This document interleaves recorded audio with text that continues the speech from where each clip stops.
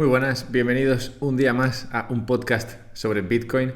Hoy os traigo a una persona que probablemente no conocéis y deberíais, que es Santiago Navajas. Yo no recuerdo cómo encontré a este señor, es profesor de filosofía y escribe muy prolíficamente en el Libertad Digital.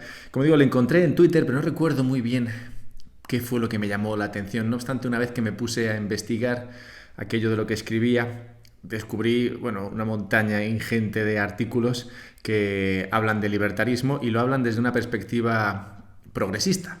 El libertarismo y el progresismo no suelen ir muy de la mano por razones que, bueno, abordamos en el podcast y que pueden ser más o menos justificadas. Y nada, con él tengo esta conversación en la cual hablamos, como digo, de libertarismo, pero explicamos o encontramos un poco las razones que puede haber detrás de que esta corriente de pensamiento no suele ir de la mano del progresismo. A mucha gente le molesta o le parece que el libertarismo es algo un poco egoísta, por aquello de que es habla de la libertad de cada uno de decidir y normalmente cada uno decide y elige lo que le va bien a cada uno y por esto se habla muchas veces de que el libertarismo es egoísta. No obstante, como veremos a lo largo de esta conversación, esta idea puede ser errónea. Entonces hablamos con Santiago de todo esto y encontraréis que el profesor tiene muchos artículos y libros en los cuales habla de libertarismo desde un punto de vista o usando una serie de ideas que son muy cercanas, como el fútbol, los toros. Así que veremos todo eso también a lo largo de la entrevista. Por todo esto es muy sencillo seguirle y los temas que abordamos son temas del día a día. Finalmente acabamos hablando de Bitcoin. En esta parte podríamos decir que Santiago tendrá que seguir aprendiendo un poco sobre cómo funciona Bitcoin. Como veréis, algunas nociones no están del todo claras, pero como buen libertario yo creo que está muy cerca de las ideas que empuja Bitcoin y confío en que pronto tendremos un Bitcoiner nuevo entre las filas de los libertarios bitcoiners. Así que nada, os dejo con Santiago en breve, pero antes nada, lo típico, un breve repaso de los dos sponsors que permiten que este podcast siga funcionando de esta gran manera, si es que os parece grande. Bueno, pues la primera o el primer sponsor sería Relay. Yo recomiendo Relay para comprar Bitcoin. Me parece que ofrece un equilibrio óptimo entre sencillez y privacidad. Es muy sencillo, tú envías una transferencia a Relay, están en Suiza, ellos te mandan Bitcoin a un monedero que tú controlas y ya está, no te piden nada más, no te piden KYC de ninguna clase. Tú lo haces esto y enseguida lo recibes. Enseguida si pagas con tarjeta o en un día o dos si pagas a través de transferencia bancaria. No obstante, el hecho de que no te pidan KYC no es 100% privado, porque en esos datos bancarios que están en tu tarjeta o en tu transferencia bancaria sí que se puede conocer tu identidad. Pero como esto no es KYC propiamente dicho, pues por eso digo que ofrece un equilibrio óptimo entre sencillez y privacidad. Y una vez que tienes suficiente Bitcoin ahí en el Relay, pues no sería mala cosa sacarlo a un monedero que tú controles y que tú custodies. Y para esto recomiendo la Bitbox. La Bitbox es una especie de USB con una pantallita que parece que no se va a encender pero que luego se enciende. Es muy mono, es muy cookie, es muy fácil de usar, es sencillo y sobre todo es seguro. Te ofrece todo lo que necesitas para tener tu Bitcoin almacenado de manera segura y por esto lo recomiendo. Así que nada, encontraréis enlaces a Relay y la Bitbox en la descripción de este podcast con sendos descuentos, así que no dejéis de usarlos, no solo porque ayuden al podcast, sino porque también os pueden ayudar a vosotros. Así que nada, vamos ya con el profesor Santiago Navajas. Hola Santiago, bienvenido a un podcast sobre Bitcoin. Encantado de estar contigo. ¿Qué tal? Muy bien, muchas gracias por haber sacado un rato para estar aquí conmigo. No recuerdo cuándo te descubrí realmente, porque sí que tenía tu nombre apuntado, pero perdí la parte, la referencia, ¿no? Sobre por qué tenía tu nombre apuntado. Entonces, cuando llegué a él, mirando así la lista de posibles invitados al podcast, me puse a investigar y digo, "Joder, ¿por qué tenías aquí apuntado a Santiago Navajas?" Y me puse a mirar y, bueno, vi que lo tuyo es una montaña enorme de contenido libertario bueno, de opinión sobre la economía y la sociedad, que la verdad es que da para mucho tiempo. De hecho, llevo 2 días leyendo y no he leído ni un 10% de todo lo que has publicado en artículos, libros y demás. Así que muchas gracias por estar aquí y muchas gracias por seguir contribuyendo tanto al debate. Muchas gracias a ti, sobre todo por leerme, y te advierto que seguramente en febrero se publicará un libro nuevo, además de contenido intrínsecamente liberal, en la editorial Almuzara, que se llamará precisamente así, 10 ideas a favor del liberalismo, o 10 ideas para ser liberal, o 10 razones para ser liberal. En ese ámbito se mueve. O sea que muchas gracias por la invitación. Está bien que hayas puesto los diferentes títulos, así la gente ya puede ir votando. Sí, sí. Creo que al final las 10 razones para ser liberal, porque la editorial Almuzara tiene una colección que se llama así, 10 razones para ser conservador, 10 razones para ser de izquierdas, y en este caso contactaron conmigo para que escribiese esas 10 razones para ser liberal. Que bueno, también será un libro para discutir los propios liberales, porque en mi caso, por ejemplo, me sitúo más bien dentro de lo que sería la órbita del liberalismo clásico que engarza Adam Smith con Friedrich Hayek. Y claro, hay también muchos motivos de discusión con otro tipo de liberalismo, un liberalismo más social o un liberalismo más libertario. Porque hay muchos libertarios, muchos tipos de libertarios. Antes de empezar la entrevista ya estábamos hablando un poco de las diferentes corrientes y solo hemos tocado unas pocas. Concretamente, y quería empezar por aquí, dentro del mundo de los bitcoiners que tienden a ser muy libertarios, hay uno muy conocido que es Saifedean Amos, conocido por su libro de Bitcoin Standard y luego de Fiat Standard también, que escribió hace poco un artículo en favor de que el Mundial se produjese en Qatar y no en cualquier otro sitio donde se había producido antes. Y luego leí un artículo tuyo en el cual digamos que no ofrecías la misma opinión. La postura de Saif era que en Qatar al menos tienen dinero y no tienen que meterse en deudas y demás, proyectos logísticos y demás que luego lo que hacen es, bueno, arruinar al país o dejarle endeudado durante mucho tiempo con una serie de infraestructuras que realmente no necesitan ni van a usar. Y Qatar, por otra parte, pues, bueno, tiene el dinero suficiente para dedicarlo a algo como esto, que es un espectáculo totalmente improductivo, ¿no? Muy divertido, pero que, bueno, que solamente merece la pena para alguien que tiene, pues eso, dinero para derrochar. Y luego leí tu artículo en el cual hablabas de Qatar. Entonces, ¿ves? Ya empezamos a ver como dos personas con posturas libertarias tienen opiniones diferentes sobre algo tan bueno, interesante o que aglutina tanto como un mundial. Sí, bueno, quizá esa discusión que tú planteas tiene que ver con dos modelos de enfocar el liberalismo. Desde mi punto de vista, una de las consecuencias negativas del siglo XX es que el liberalismo se ha orientado mucho, ha sido defendido fundamentalmente por economistas. Y claro, los economistas suelen tener una visión muy economicista de la sociedad. Mi visión del liberalismo es un liberalismo que, como te decía, arranca más bien de Adam Smith, que era fundamentalmente un filósofo moral, aunque luego tiene también una serie de reflexiones como el punto de vista de la economía. Y acaba con Friedrich Hayek, que empieza siendo un economista, pero que a partir de los años 40, 50 se convierte en un filósofo total y entonces abandona más bien el terreno exclusivamente de la economía para tener en cuenta cuestiones que tienen que ver con la psicología, con la filosofía política, incluso con la ontología del liberalismo. Entonces, cuando yo hago una crítica a que se establezca el Mundial de Qatar, es porque precisamente critico esa visión puramente economicista de los fenómenos sociales. Y yo creo que el liberalismo o es un humanismo o realmente es una doctrina que tiene muy poco que ver con lo que es el ser humano. Entonces, mi crítica al Mundial en Qatar tiene que ver acerca precisamente de cómo se visionan los fenómenos sociales, pero desde un punto de vista mucho más amplio que el puramente económico. Y en esta visión que tú me has dado de aceptar el Mundial de Qatar por razones exclusivamente económicas que dejen de lado por completo una cuestión fundamental del liberalismo, como es la defensa de los derechos humanos, me parece de un empobrecimiento de lo que es el liberalismo como una filosofía que es terrible en sí y también que va muy en contra del mundo liberal. De mi punto de vista, cuando la FIFA, por ejemplo, que es una organización internacional y global, tiene en cuenta cuándo se va a conceder el mundial en un país o en otro,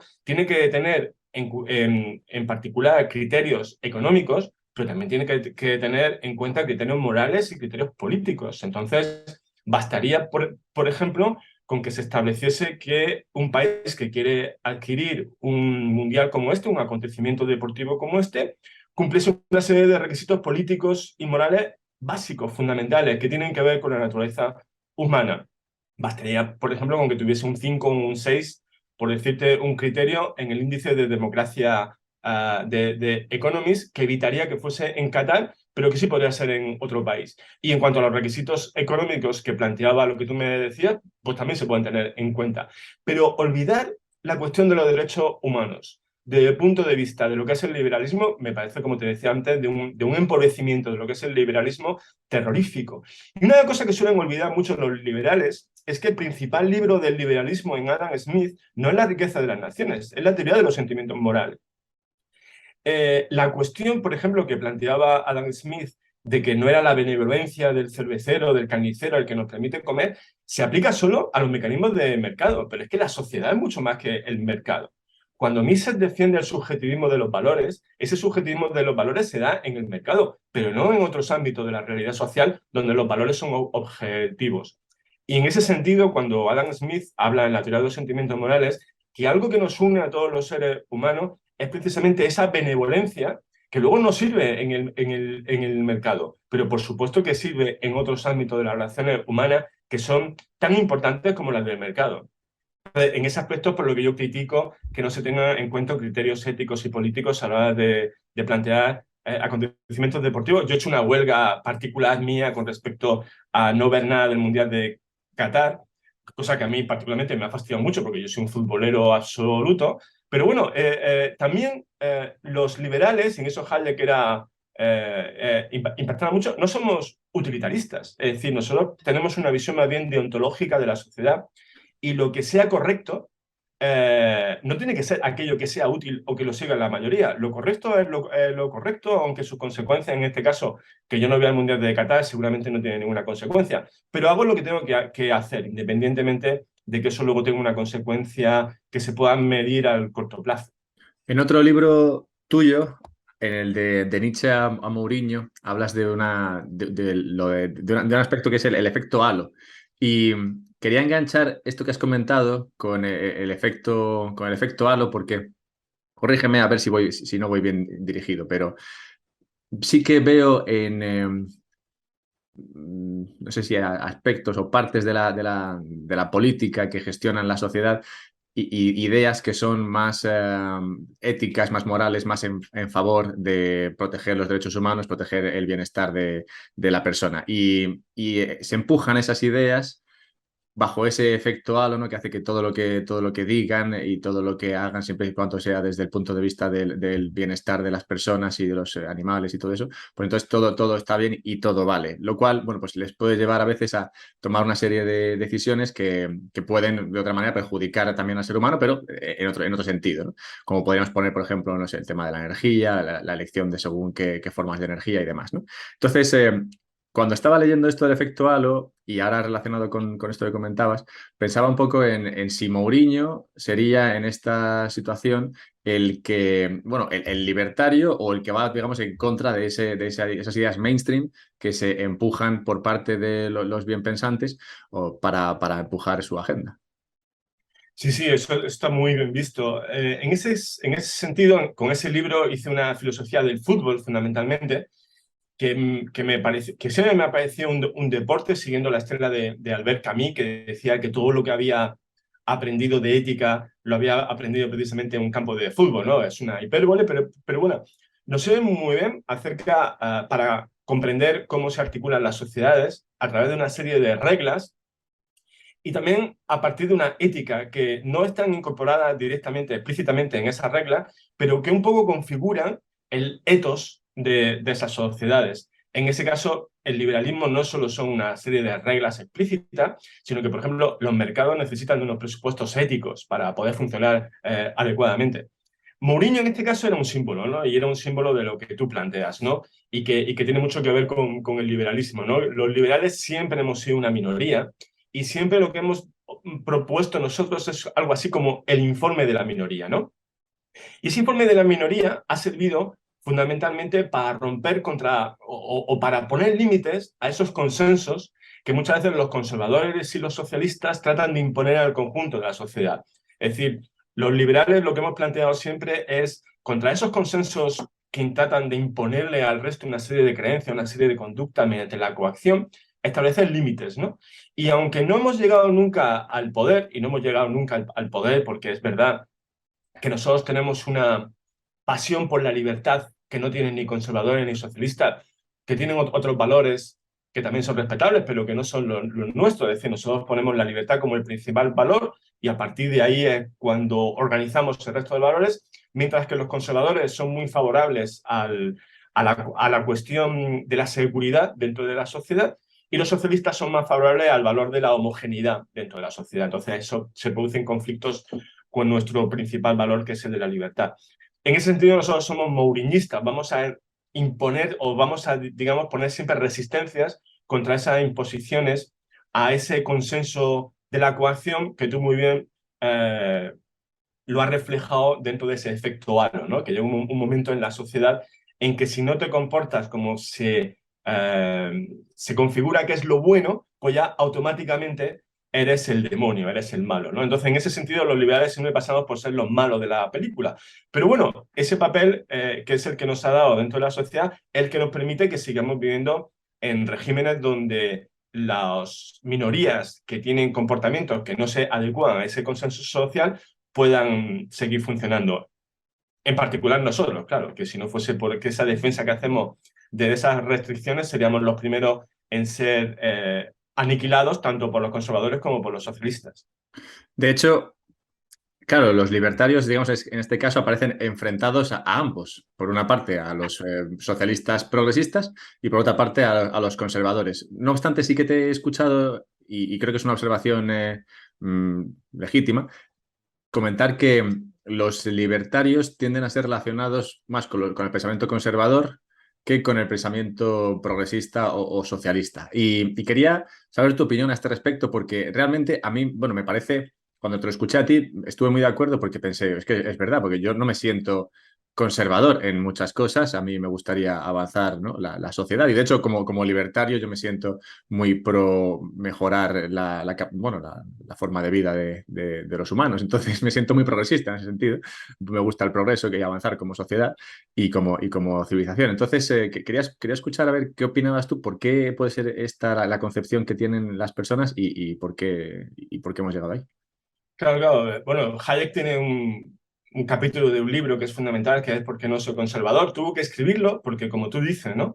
Los liberales nos hemos asociado tanto de manera táctica con los conservadores que llega un momento en que parece que nos hemos transmutado en uno de ellos. Lord Acton ya advirtió sobre esa alianza con los conservadores, ¿no? Que es una alianza meramente táctica y es porque el poder lo han tenido fundamentalmente desde la Revolución Francesa y la Revolución Americana aquellos que están más cercanos a la izquierda en cuanto al poder, ¿no? Entonces los liberales muchas veces para defender la libertad y la pluralidad dentro de la sociedad nos hemos enfrentado a aquellos que han tenido el predominio dentro del campo del poder que han sido la gente de izquierdas. Y efectivamente, entonces para resistir a esa imposición de la gente de izquierda nos hemos tenido que aliar con los conservadores. Pero es que pasaría lo contrario si pasa lo contrario. Es decir, si fuesen los conservadores los que hubiesen tenido ese monopolio dentro del poder, no hubiésemos aliado con la izquierda, que es, por cierto, lo que ha pasado en España, porque en España, a diferencia de lo que ha sido el régimen general de dominio socialista o dominio izquierdista del poder, fueron los conservadores. Entonces, cuando eran los conservadores en España los que dominaban el poder, nosotros nos aliábamos más bien con la izquierda. Entonces, nosotros siempre tenemos un poco el peligro, los liberales, de tener que navegar entre la escila conservadora y la caritis izquierdista. Y en ese aspecto hay algunos liberales que se tienden más a ir hacia el conservadurismo y a lo mejor gente como tú y como yo que nos dirigimos más hacia el progresismo. Pero en el núcleo del asunto tú tienes toda la razón y es que el liberalismo es esencialmente un régimen progresista, incluso te diría yo que revolucionario. Y para eso tenemos que ponernos en la raíz de lo que es el liberalismo, que es la Escuela de Salamanca. La Escuela de Salamanca, con todos aquellos teólogos que vivían en el siglo XVI, desde Francisco Suárez a Juan de Mariana o Francisco de Vitoria, se enfrentaron al poder de su época. Tú imagínate cómo eran las obras subversiva de Francisco Suárez, que las quemaban los monarcas absolutos en París o en Londres, porque efectivamente lo que venía a decir Francisco Suárez es que el poder de Dios no venía directamente a los reyes, sino que tenía que pasar a través del pueblo, y que a través del pueblo era como se podían entonces asumir los reyes esa legitimidad.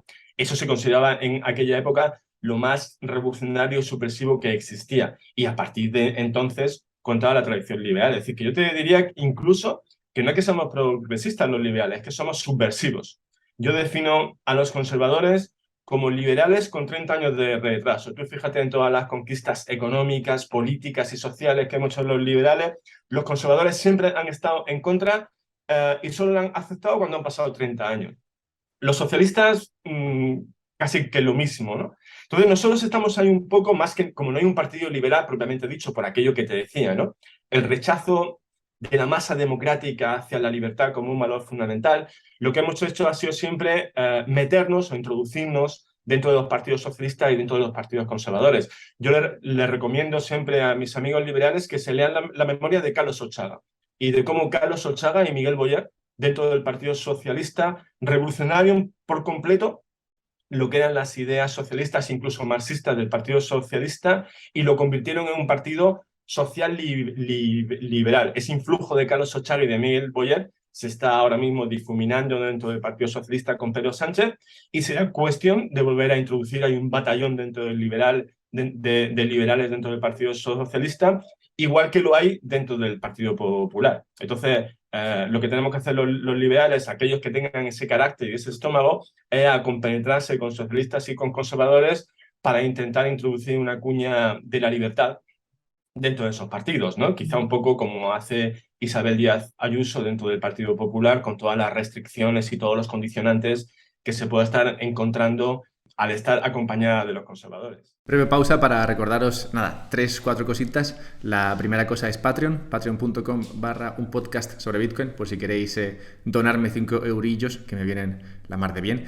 Segundo lugar en el cual podéis darme dinero, ya sabéis, esto va de pediros pasta, es en Twitch. Si venís a Twitch, pues os podéis suscribir y yo de esa suscripción recibo también dólares frescos.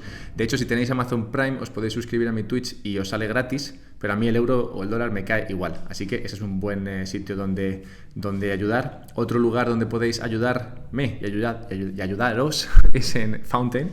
Fountain es una aplicación donde puedes escuchar podcasts y es muy agradable porque puedes recibir sats y enviar sats a los creadores de contenido que te gustan. Así que si no has probado Fountain, es algo que recomendaría. Y finalmente, si te gustan estos podcasts pero no sabes muy bien por dónde seguir escuchando de los temas que más te gustan, en la página web del podcast, un podcast sobre bitcoin.com, están los podcasts por categorías, por listas. Entonces, si te gusta energía, pues energía. Si te gusta política, pues política. Y ahí los tienes todos por categorías.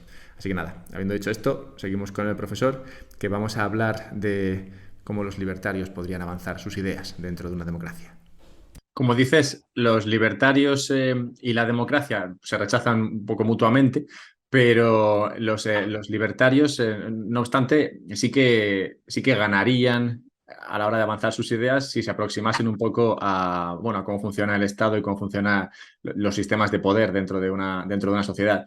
Y esta es una idea que te he escuchado comentar varias veces, que es la de reivindicar la figura del Estado, cosa que los libertarios no tendemos a hacer porque preferimos que no exista o que se reduzca a lo mínimo posible en lugar de aceptar que exista y tratar de trabajar en él y con él. Entonces, quería escuchar por qué crees que es importante el que los libertarios reivindiquen el Estado, la figura del Estado y qué podrían hacer para acercarse un poco a esto.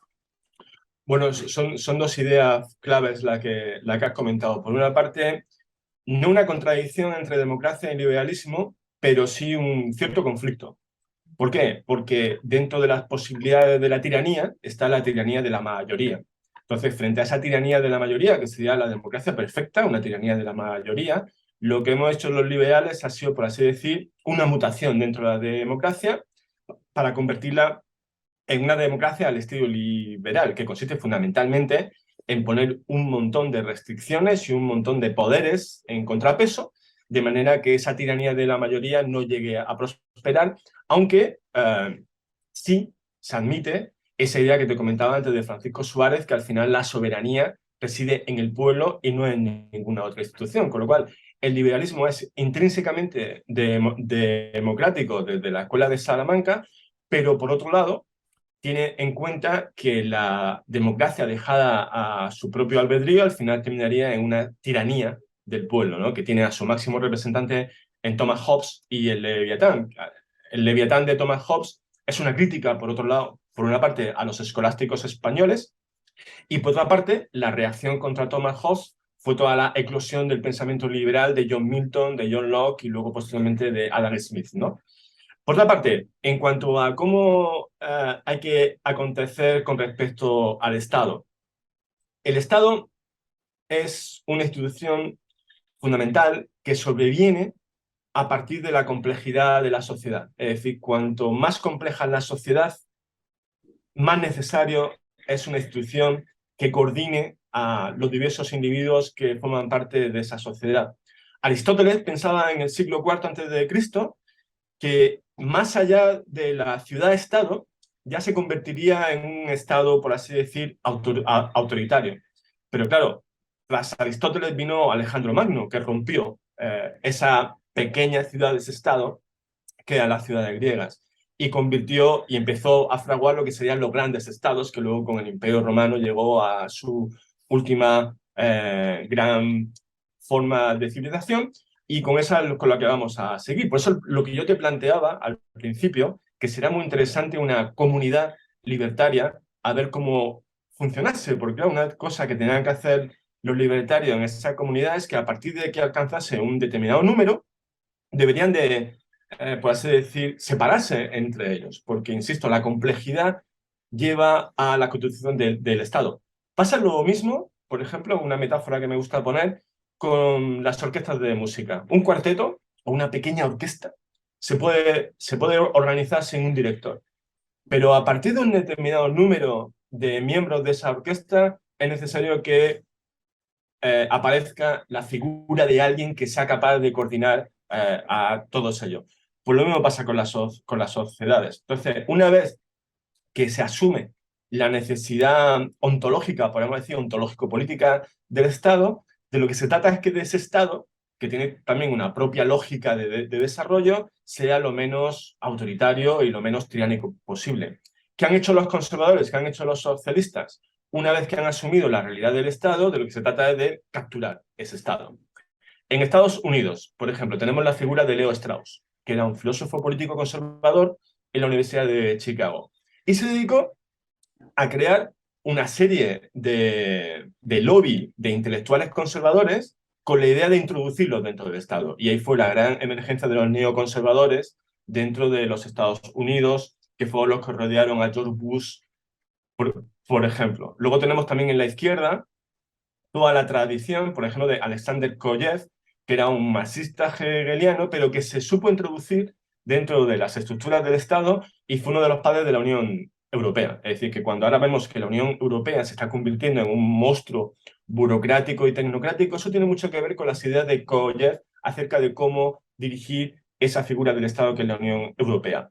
Los liberales, ¿qué hemos hecho? Pues lo que hizo Keynes. ¿Qué es lo que hizo Keynes? Vamos a dirigir el Estado a los liberales, porque si no lo dirigimos los liberales, lo van a dirigir los socialistas o los conservadores. ¿Qué es lo que pasó con Hayek? Hayek, por ejemplo, nunca se quiso meter dentro del Estado, nunca quiso dirigir el Estado. Pero claro, si nunca quieres dirigir el Estado, lo que estás haciendo es dejar el Estado en manos de los conservadores y de los socialistas. Y esa es la única alternativa que hay. Luego, por ejemplo, el que había sido su aliado contra Keynes, que era Lionel Robbins, de la London School of Economics, se introdujo con Keynes en el control del Estado y la administración del Estado. Y en ese momento, cuando Lionel Robbins, que era un enemigo teórico de Keynes, se metió dentro del manejo del Estado, se convirtió a él también en un keynesiano, ¿no? Porque empezó a comprender cuál era la mecánica del poder. Entonces, desde mi punto de vista, y que tengo una gran admiración, aquellos amigos míos liberales que se han metido dentro de la política y que se han metido dentro de esa maquinaria del Estado que te llega muchas veces a conseguir determinadas victorias, aunque el precio que haya que pagar también sea una serie de concesiones a esos postulados conservadores y socialistas, ¿no? Pero gracias a eso es por lo que en el siglo XXII hemos conseguido que una gran parte del mundo, al fin y al cabo, tenga esas democracias liberales que mal que bien siguen funcionando. ¿Pueden los libertarios cooptar algunas de estas ideas que desde el progresismo se avanzan como ideas que mejorarían el estado de bienestar digamos, promoverían la igualdad y todo eso? ¿Pueden los libertarios cooptar algunas de ellas para, digamos, avanzar el libertarismo usando estas ideas que son tan mainstream? Y voy a coger un par de ejemplos. En uno de ellos, en una de las entrevistas que he escuchado tuyas, hablabas de tu afición por la tauromaquia y cómo dentro de este deporte o espectáculo se ha ido avanzando de manera se ha ido avanzando, no sé cómo decirlo, hacia un mejor, digamos, trato a los animales. Es decir, se han ido avanzando ideas progresistas dentro de la tauromaquia, a pesar de que la tauromaquia en sí misma pueda ser vista como algo negativo. Y luego una más muy aceptada, diría, incluso por el socialismo como una idea que traería el bienestar a una gran mayoría, sería este me va a costar decirlo porque soy muy contrario, pero bueno, es el de la renta básica universal. Y tú comentabas en algún sitio que la renta básica universal podría tener cabida dentro de un sistema libertario. Si me he confundido, pues por favor, pero si no, pues explícame cómo esto tendría sentido. Claro, claro. Esa sería una de las cuestiones que se dio cuenta el liberalismo al final del siglo XIX. Al final del siglo XIX se produjo la gran escisión entre los liberales y los libertarios. Todo aconteció con el gobierno de Gladstone en Gran Bretaña, cuando empezó a introducir una serie de mejoras sociales que, sin afectar al funcionamiento del mercado, pero se hacían que los trabajadores en este caso pudiesen vivir mejor, sobre todo aquellos que vivían en una situación más precaria y más vulnerable. Contra eso se levantó Harold Spencer, ¿no? Que es, digamos, por así decir, el padre del libertarismo, que escribió El Estado y el individuo, ¿no? Entonces, en El Estado y en el individuo, él fue cuando propuso una propuesta de Estado absolutamente mínimo y que no hubiese ninguna función social por parte del Estado, ¿no? Que todo estuviese encauzado a través de instituciones privadas. Pero a partir de Gladstone y ese liberalismo político que se dio cuenta de que existía una serie de cuestiones que amenazaban a la propia naturaleza humanitaria del liberalismo, el liberalismo fue cada vez más consciente de que tenía que amoldar su demanda de libertad con algunas cuestiones que tenían que ver con la justicia social. Entonces, a partir de ese momento y luego más tarde al inicio del siglo XX, cuando se dieron cuenta que realmente la economía de mercado había desembocado en una situación económica que era insostenible, se había producido el crack del 29, se había producido la hiperinflación alemana, se había producido la revolución bolchevique. Entonces, los liberales se dieron cuenta que tenían que seguir por la vía que había iniciado Gladstone y no por el libertarismo estricto de Herbert Spencer. A partir de ahí, de lo que se ha tratado dentro del liberalismo es como atender a la demanda de justicia social sin, y esto es muy importante, atentar contra el funcionamiento del mercado, por una parte, y por otra parte, sin atentar tampoco contra los derechos básicos de los individuos, como puede ser el derecho a la propiedad o el derecho a la libertad de movimiento, etcétera, ¿no? Toda la tradición liberal del siglo XX se ha encaminado precisamente a buscar mecanismos que fuesen capaces de atender a esas demandas de justicia social sin intervenir en el funcionamiento del mercado y sin intervenir también en la sociedad civil de manera tal que la dirigiese en un momento dado. Por ejemplo, el impuesto negativo que propuso Milton Friedman.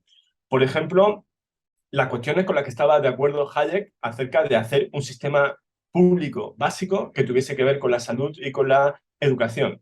Por ejemplo, la introducción de un cheque escolar que hiciese que aquello que el Estado le va a dar a la sociedad para que tuviese esos servicios básicos que tienen que ver con la salud y con la educación no estuviese regulado por una burocracia, sino que fuesen los propios individuos los que eligiesen si dejar ese cheque escolar en un servicio privado o en un servicio público. Lo mismo se podría hacer con la salud, es decir, que tú tuvieses la oportunidad de que el dinero que te da el Estado lo llevases a un servicio público o a un servicio privado.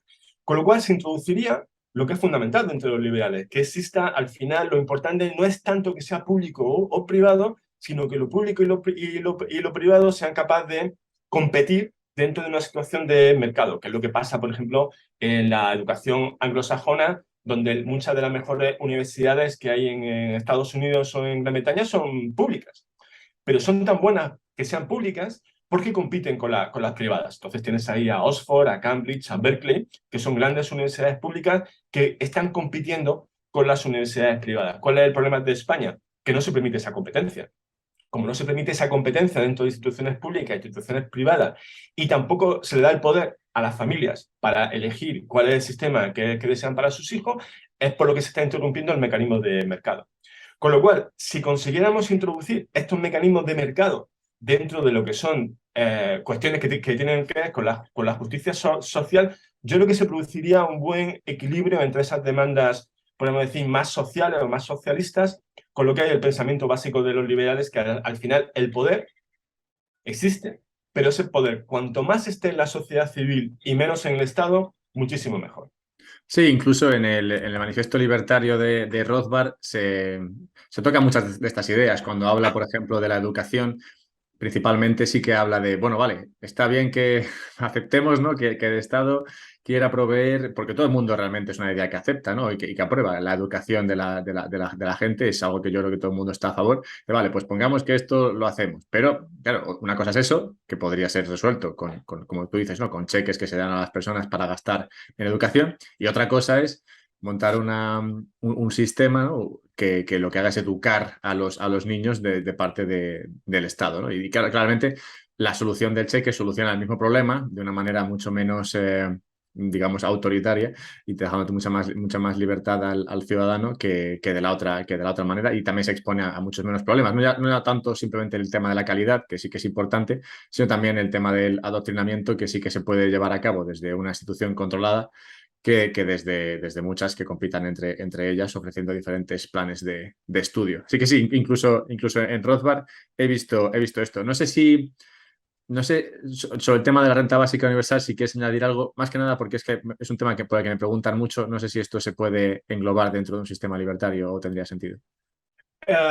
Es que lo de la renta básica universal depende del mecanismo con el que se implemente. Yo, por ejemplo, estaría a favor de una renta básica universal que ya existe de cierta forma, acerca, por ejemplo, con lo que se le da a la gente que se encuentra en el desempleo, ¿no? Para que alcance, para que tenga, por así decir, un colchón de seguridad mientras se encuentra un nuevo empleo.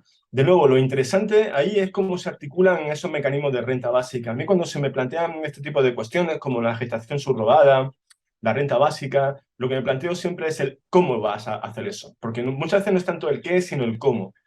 Lo que estamos comentando antes del sistema educativo, que tú has introducido un tema que es fundamental, que es el tema del adoctrinamiento. Claro, por ejemplo, tú fíjate que tanto ni conservadores ni socialistas en España quieren que se permita, que se legalice el hecho de que los padres puedan educar a sus hijos en sus propias casas. Es decir, eso es algo que los conservadores y los socialistas están de acuerdo en prohibirlo. ¿Por qué? Pues porque quieren seguir teniendo el control de la escuela y quieren seguir adoctrinando a los alumnos y no quieren dejar que ese poder lo tengan nunca las familias. En cuanto eso se introdujese, y el Estado el Estado, ¿qué es lo que tiene que hacer? El Estado tiene que hacer, por así decir, un conjunto de reglas muy amplias que los jóvenes tienen que saber. Pero dentro de qué das esas reglas básicas muy amplias que luego tú puedes medir con un examen detrás de un determinado ciclo, tú puedes dejar que la familia lo hagan como quieran en un momento dado. Pues eso es lo que los conservadores y los socialistas no van a querer siempre. Y ahí es donde los liberales tenemos que introducir una cuña para permitir que, además de que haya un cheque escolar, se le permita a aquella gente que lo quiera que eduquen a sus hijos en casa. Pero claro, eso solo lo vas a conseguir si estás dentro del Estado, si estás dentro de las instituciones donde se toman esas decisiones y donde se escuchan ese tipo de propuestas. En cuanto a la renta básica universal, en principio, te diría que no hay ningún problema siempre que sea una renta que no afecte o un mecanismo que no afecte a los mecanismos de mercado y que no sean especialmente, por así decir, determinantes a la hora de quitar renta de los individuos.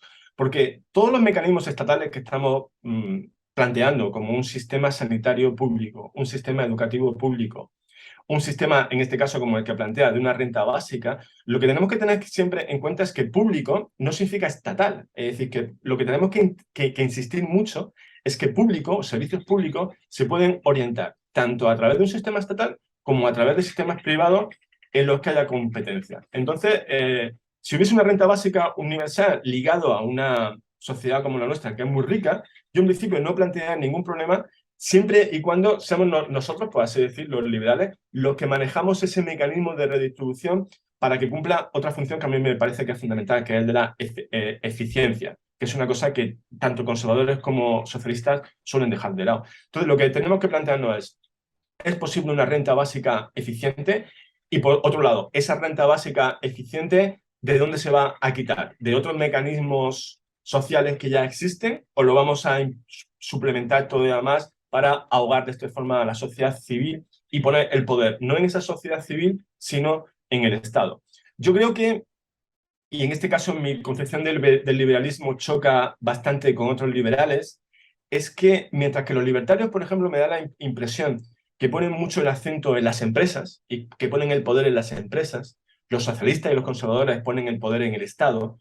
Yo insisto mucho en que el poder donde tiene que estar es en la sociedad civil y que, por tanto, tenemos que tener también mecanismos para defender a la sociedad civil, es decir, a los ciudadanos de a pie, tanto del Estado como de las grandes empresas, que también son una forma que tiene ese mecanismo de poder para controlarnos las mentes, los pensamientos y las conductas. No tenemos que ver ahora esa colusión que ha existido entre las grandes empresas de Silicon Valley, que serán muy libertarias y todo lo que tú quieras, pero a la hora de la verdad no han tenido ningún problema para aliarse con los poderes del Estado, con el FBI y con la CIA, para tener a la sociedad, en este caso, dentro de un consenso ficticio que también tiene mucho que ver con la ciencia, ¿no? Que sería otra cuestión que también podríamos comentar, ¿no? De cómo se crean esos consensos ficticios con esa alianza entre los poderes de diversos ámbitos, en este caso fundamentalmente dirigidos por el Estado, pero luego las empresas no han tenido ningún problema en seguirlo y tampoco las autoridades científicas. Hace poco hice un directo en el cual fue el día 6 de diciembre, por el Día de la Constitución Española, y en el cual me puse a leer los artículos de la Constitución, los derechos fundamentales y todo eso, con la idea de ver un poco qué sentido tenía, ¿no? Y si estaba bien planteada la Constitución española, porque al final, como tú dices, el poder debe residir en la sociedad civil, en las personas.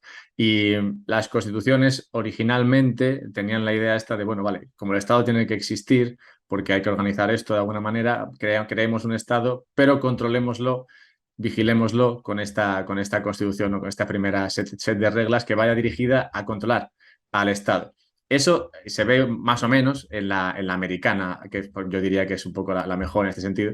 Y luego en la española ya no se ve nada de eso. O sea, esa idea originaria, digamos que está totalmente desvirtuada. En la Constitución española se habla de los derechos que te dan, que te los da el Estado, y si no, pues no los tienes, parece, y los deberes, ¿no? Entonces, claramente no tiene nada que ver. Y como dices, el poder del Estado es la sociedad civil que se protege del Estado con esa constitución o debería protegerse. Y luego, claro, frente a las empresas se protegen normalmente simplemente eligiendo otro servicio, ¿no? Dices, bueno, vale, pues lo que me dicen de Google, Twitter e Instagram no me gusta, bueno, pues voy a usar otra. Pero claro, según que sea el servicio que te provean y según cómo de grande sea también el Estado y la confluencia de intereses entre estas empresas y el Estado, pues puede ser que directamente no haya alternativa o al menos no haya una suficientemente buena como para que la gente decida irse, porque alternativas existen, solo que la gente no las usa porque al final el efecto red al final te lleva a estar donde hay más gente. Entonces, bien, vamos a entrar para terminar la conversación en el tema de la tecnología, que es otra cosa que también has tratado mucho en tus libros y déjame que empiece por la temática nuevamente principal de este podcast, que es Bitcoin. Y es que en un momento, hace un rato, has hablado de Gladstone y de la economía de la libertad de mercado, digamos, como acabó llevando a situaciones difíciles para una sociedad, como puede ser la crisis del 29 y otra serie de crisis, que los bitcoiners ponemos,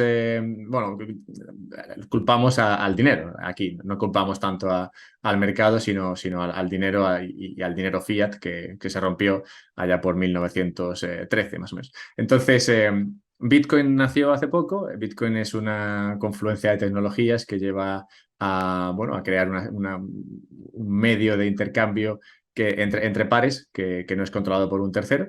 Y, y nada, quería preguntarte un poco eso sobre cómo la tecnología está impactando en nuestra sociedad y qué opinión te merece Bitcoin en este sentido.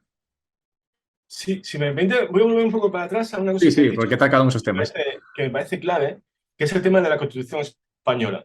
Claro, a estas alturas de la vida ya casi nadie sabe quién hizo la Constitución española, ¿no? Que la Constitución española no bajó del cielo, sino que la hicieron fundamentalmente 7 señores y sus equipos, ¿no? Claro, entre esos 7 señores no había ningún liberal. Entonces, claro, eran conservadores y socialistas lo que hicieron esa Constitución con nacionalistas. Lo que sucede es que de esa competencia entre nacionalistas, socialistas y conservadores salieron una serie de instituciones que los liberales sí hemos podido usar para introducir una serie de mecanismos de limitación del poder dentro de lo que es el Estado español. Por ejemplo, la monarquía constitucional. La monarquía constitucional, lo que estamos viendo ahora, es que el rey se ha convertido en un contrapeso fundamental para defender la libertad de los españoles. Entonces, en ese sentido, aquellos que quieren acabar con la monarquía constitucional son precisamente la gente de izquierdas, tipo Pablo Iglesias y Unidas Podemos, que lo que quieren es implantar en España una república popular, que seguramente era lo que deseaban los socialistas en un primer momento, pero llevado por el contrapeso de los conservadores, al final terminaron en una solución que es muy buena desde el punto de vista de los liberales, ¿no? Porque aparece entonces el monarca constitucional como un contrapeso frente, en este caso, a la jerarquía que tiene el poder ejecutivo dentro de nuestras sociedades. Para que la monarquía saliese dentro de la Constitución, los conservadores tuvieron que estar de acuerdo con algo que tampoco les gustaba a ellos, que era el tema de las autonomías. Entonces, fíjate lo bueno que es el tema de las autonomías desde el punto de vista de los liberales, porque si no te gusta lo que hacen en Cataluña, te puedes ir a Madrid. Y si no te gusta lo que hacen en Madrid, te puedes ir a Andalucía. Con lo cual se introduce la idea fundamental que es de los liberales, que es el tema de la competencia y el tema de que tú te puedas mover de un sitio a otro. Con lo cual, ¿qué hemos conseguido con las autonomías? El poder separarlo, ¿no? Es decir, los liberales tenemos que tener siempre en cuenta aquello de Tolkien en El Señor de los Anillos, ¿no? Intentar evitar siempre que haya alguien que controle todos los anillos del poder. Y entonces eso me da igual que sea el presidente del gobierno, el presidente de General Motors o el presidente de la Iglesia Católica, ¿no? Entonces, en ese aspecto siempre estamos intentando que se separen los poderes y de esa forma que haya una competencia entre ellos, con lo cual la sociedad civil pueda funcionar y pueda emerger dentro de esa institución del poder. Y eso conecta con lo de la tecnología. La tecnología, una de las cosas que nos tenemos que dar cuenta es precisamente cómo la podemos usar para romper los mecanismos del poder. Entonces, es una herramienta fundamental para darle poder de nuevo a la sociedad civil. En este caso, el Bitcoin es una herramienta fundamental, efectivamente, contra algo que se nos viene encima, que es el control de la sociedad a raíz del dinero, por medio del dinero. Este verano que estuve en Suecia, y en Suecia ha desaparecido el efectivo. Ha desaparecido el hecho de que tú puedas pagar con dinero.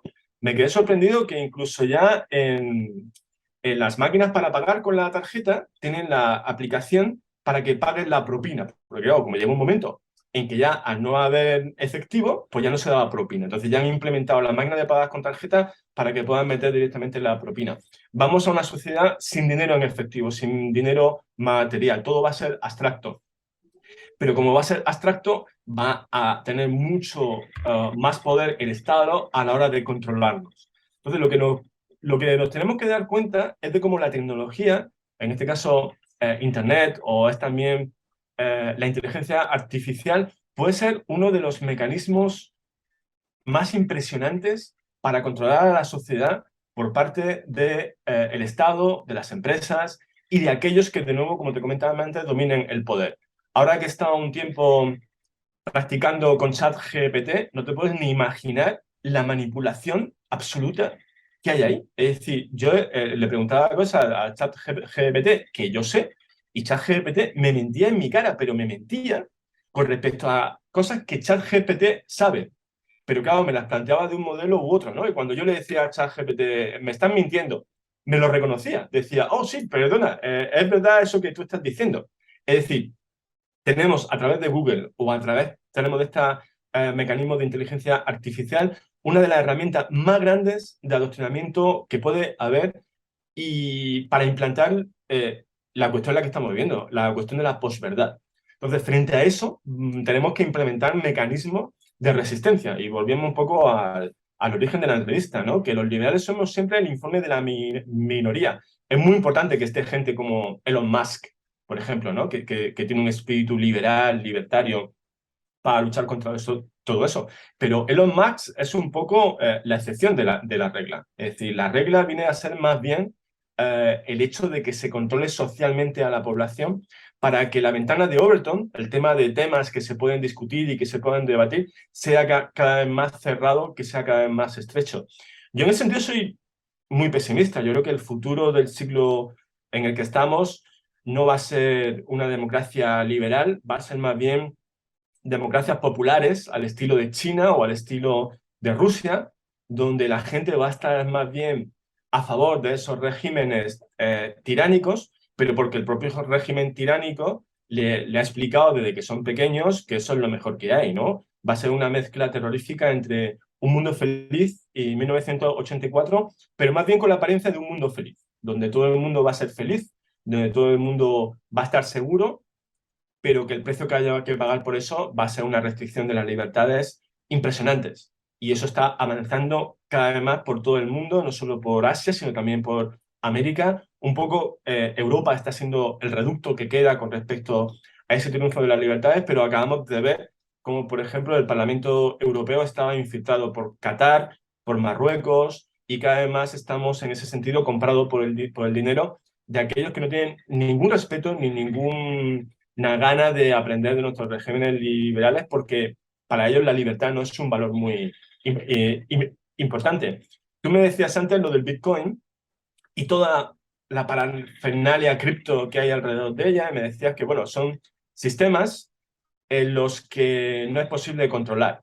Pero los que somos usuarios de Bitcoin, también me he metido en el mundo por tanto Bitcoin, me he comprado algo y tal, no tenemos ninguna seguridad de que eso sea así. Es decir, ¿quién controla? Como yo, que soy un usuario pequeño de Bitcoin, no sé que eso no está a su vez manejado por alguien, por algún tipo de poder? Entonces, en ese sentido, como soy muy desconfiado, no me creo mucho acerca de todos los mecanismos de transparencia que hay detrás de los de Bitcoin, ¿no? Entonces, en ese sentido, lo que tenemos que hacer, aquellos que somos libertarios y que estamos dentro de esa tendencia, es establecer mecanismos de verdad para que esos funcionamientos sean transparentes y que de verdad no haya ningún poder que esté debajo de ello y que lo puedan manipular. Como hemos visto, desgraciadamente, que sucede, que es muy fácil que haya gente que se introduzca dentro de esos mecanismos y que crean empresas que en realidad no es falsificación. Entonces, ¿cómo garantizamos eso? Yo creo que esa es la gran cuestión a la que nos tenemos que enfrentar. Cómo también controlar el poder de aquellos que están detrás de lo del Bitcoin y de cómo podemos hacer que eso sea realmente un movimiento popular en el mejor sentido. Sí, bueno, según vas investigando sobre Bitcoin, irás viendo un poco las ventajas que ofrece en este sentido la transparencia sobre la cantidad de Bitcoins que existen, que al final es lo único que realmente puedes fácilmente controlar. Pero quería, por ir terminando y entrando, como has hecho, en el tema de las hipótesis para estos próximos décadas, sobre la cuestión de la seguridad que hemos hablado antes. Hemos hablado de la importancia de la seguridad de nuestras sociedades, al final cómo se imponen muchas ideas bajo la premisa de, bueno, esto es por vuestra seguridad, con esto tendréis, pues eso, asegurada la educación, asegurada la sanidad, asegurada el estilo de vida, ¿no? Y cosas así. Entonces, siempre y cuando el Estado sea capaz de proveer esa seguridad de manera aceptable, digamos, es posible, o yo vería como tú, ¿no? Factible que la sociedad siga tragando. Pero, claro, en el momento en el que no sea capaz, que no sabemos si será o no, capaz de proveer esa seguridad de manera aceptable para una mayoría, entonces sí que podríamos ver cómo se rompe. Al final, un poco, por ilustrarte un poco sobre cómo lo vemos los bitcoiners, al final nosotros lo que pensamos en este sentido es que el dinero fiat tiende a desaparecer, o sea, tiende a implosionar de los peores dineros a los mejores dineros, pero al final todos se acaban perdiendo valor y esto acaba arruinando al Estado en sí mismo, ¿no? Entonces, todos, digamos, confiamos en que el Estado vaya perdiendo esa capacidad de proveer de seguridad y cumplir esas promesas, incluso de manera simplemente aceptable, y entonces eso haga que la gente vaya evitando la búsqueda de seguridad y tirando más por esa búsqueda de libertad, ¿no? En el momento en el que vean que la seguridad no puede venir por ahí, pues que tiendan a valorar más la libertad de poder proveerse ellos mismos la seguridad. Así es un poco como lo vemos nosotros. No sé si tú tienes alguna opinión que añadir a este respecto. Sí, pero fíjate en el mecanismo que me has indicado, ¿no? Fallaría el Estado en proveer cada más seguridad, con lo cual la gente desconfiaría de él y se lanzaría hacia sociedades donde la libertad fuese más valiosa, ¿no? Más aceptable, más respetable, más querida. Pero esto ya lo vio Thomas Hobbes en el Leviatán.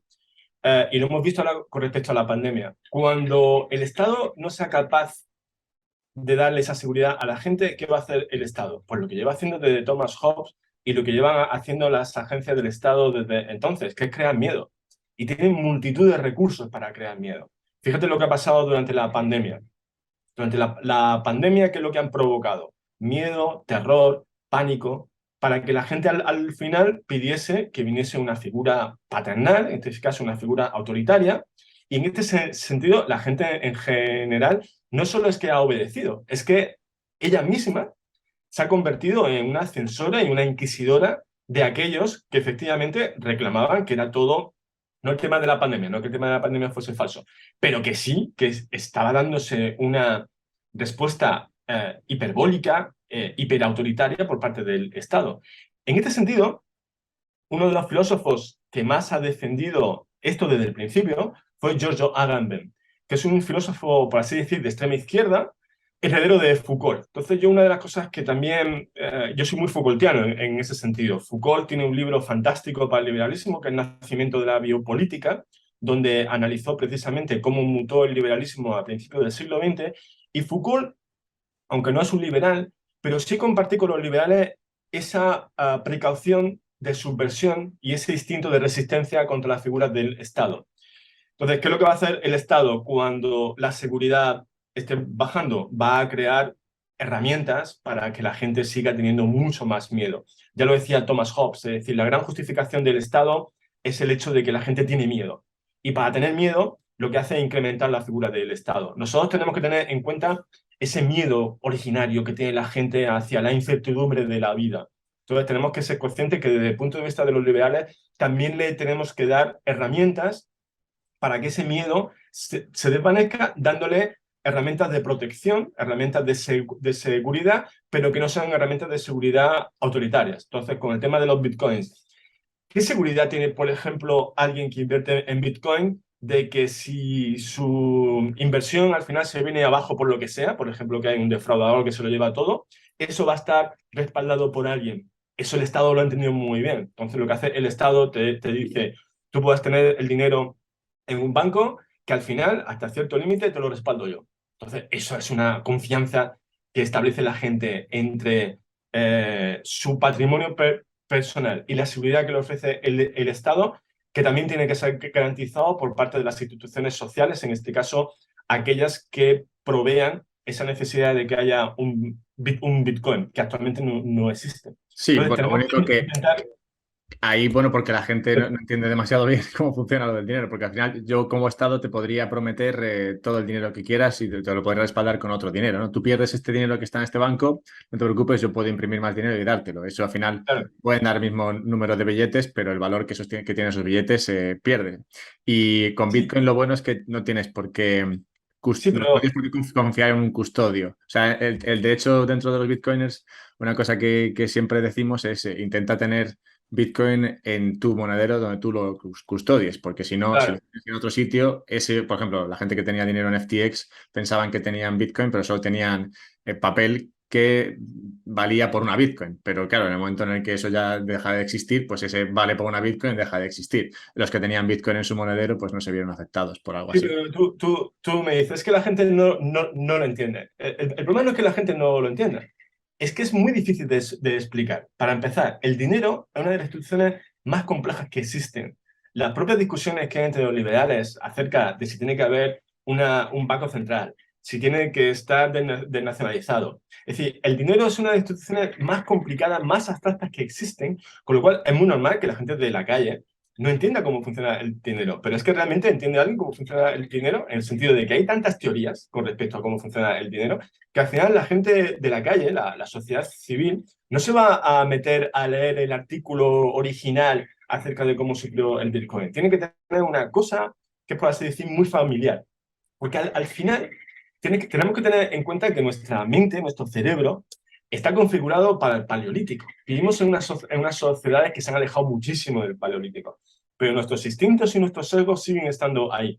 Con lo cual, al final lo que hay que intentar es un poco, no tanto la mentalidad de la gente no lo entienda, sino se lo voy a explicar. Y se lo voy a explicar de un modo que ella lo entienda. Es decir, tú me estabas diciendo antes, tienes que tenerlo en tu monedero porque si no, eso ya acaba de complicarlo todo demasiado. Entonces, es uno de los desafíos que también tenemos que hacer los liberales. No es esperar que la gente no se entienda, sino ser nosotros capaces de explicarles, de un modo que ellos lo puedan entender, que efectivamente sociedades donde hay más libertad también son sociedades que son más seguras en ese sentido. Y bueno, yo espero que con mi libro de dentro de un par de meses pues haya podido conseguir eso. Pues, intento haber conseguido explicarme de modo que todo el mundo lo entienda.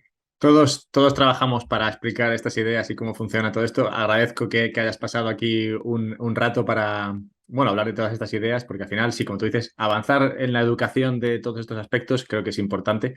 Y sí, como dices, también por cerrar con esto, leí un artículo tuyo sobre la propiedad intelectual y sí, en él comentabas que la propiedad intelectual y el dinero son de esas dos cosas en las que los libertarios se pelean constantemente. Así que sí, como hemos empezado diciendo en la entrevista de hoy, dentro de los libertarios hay ideas de todo tipo. Así que, bueno, me ha encantado tener esta charla contigo. De hecho, lo hemos dejado en un punto en el cual me habría gustado seguir aquí otro rato, pero sé que tienes cosas que hacer, así que en algún momento futuro a ver si somos capaces de encontrar otro rato. Yo, por mí, encantado. Y... Por ejemplo, cuando esté el libro publicado, pues no sería mala cosa. Y de hecho, no sé si conoces un libro que salió este año pasado que se llama La filosofía de Bitcoin, de Álvaro de María, que Sí. habla mucho de Hobbes y va a sacar ahora otro libro en el cual habla de esas pequeñas sociedades libertarias que podrían crearse. Entonces, bueno, según estás hablando de todo esto, se me ocurría que cuando salgan los dos libros, un debate ahí sería interesante. Y, y nada, pues lo dicho, que ha sido muy, muy grato hablar contigo. Gracias. Alberto, muchísimas gracias. Nos ha costado al final vernos por una cuestión de agendas, pero al final me ha encantado charlar contigo. Muchas gracias. Y hasta aquí lo de Santiago.